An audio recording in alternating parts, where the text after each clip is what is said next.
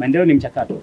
Naona kabisa process zinaleta tija. Tunaona mwanzo mzuri, mradi ni mkubwa, zaidi ya bilioni 14 ambazo zitawekezwa katika jengo hili hospitali hadhi ya wilaya. Bilioni hizi Dr. Samia anazitenga ni kwa ajili ya kina mama, kwa ajili ya watoto wetu, kwa ajili ya vijana wetu na kwa ajili ya wazee wetu. Kwa hiyo tabasamu linaanza pale unapoona serikali imechukua hatua. Tabasamu linaanza sasa hivi kuweka matumaini kwa wananchi wetu, kuweka matumaini kwa vijana wetu, kuona kwamba serikali yao iko tayari kwa ajili ya kuletea maendeleo, kwa ajili ya kuleta huduma za kijamii, huduma za afya. Tukiwa na jamii ambayo ina afya bora, ni jamii ambayo itaweza kufanya kazi na watakuwa hawana wasiwasi na afya zao. Na Dr. Samia amelibeba hili kama champion wa maendeleo. Ni kiigizo chema, hata barani Afrika wanamtamani Dr. Samia Suluhu Hassan aweze kuwashauri katika mambo mbalimbali ya kimaendeleo.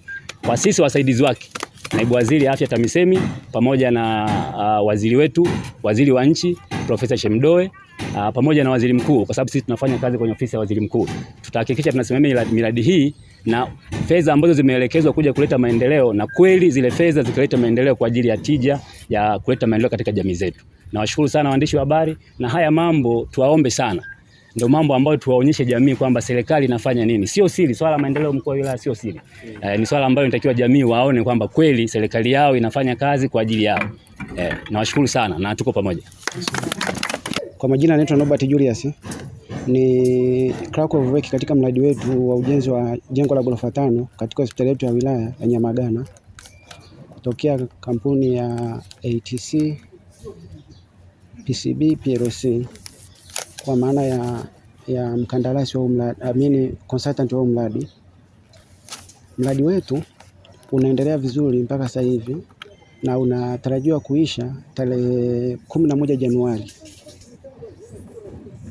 Mpaka sasa ujenzi wetu umefikia 64%, na changamoto ambazo tumekuwa nazo kidogo ambazo zimeweza kuturudisha nyuma ni pamoja na uwepo wa mvua.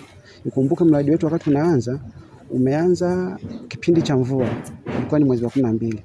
Kwa hiyo kuna changamoto za mvua ambazo zinasababisha kazi zikawa zinasimama hapa na pale. Mvua zinanyesha, mashimo yanajaa maji, yanafukiwa, kwa imesababisha kiasi fulani kazi zikawa zinarudi nyuma.